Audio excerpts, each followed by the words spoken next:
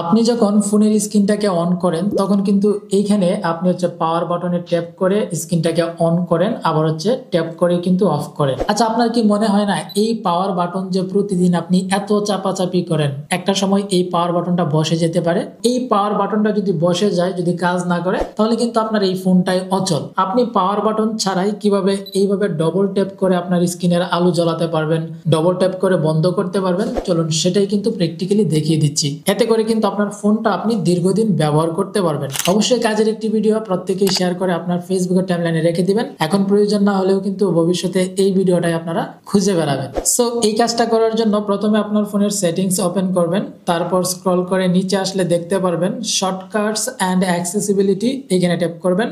তারপর এইখান থেকে আপনি স্মার্ট মোশন এখানে ট্যাপ করবেন। এইখান থেকে স্মার্ট স্ক্রিন অন অফ এই অপশনটির উপর ট্যাপ করবেন। এখানে একটা অপশন দেখতে পাচ্ছেন ডবল ট্যাপ টু ওয়াক, এই অপশনটি আপনি চালু করে দিবেন। এইটা চালু করলে আপনি যখন ফোনে ডবল ট্যাপ করবেন তখন কিন্তু স্ক্রিনের আলোটা জ্বলে উঠবে। নিচে একটা অপশন দেখতে পাচ্ছেন double tap to turn off, এই অপশনটা চালু করে দিলে আপনি যখন ডবল ট্যাপ করবেন তখন আপনার স্ক্রিনের আলোটা অফ হয়ে যাবে। তাহলে কিন্তু আপনার এই পাওয়ার বাটনের উপর কোনো প্রেসার পড়বে না।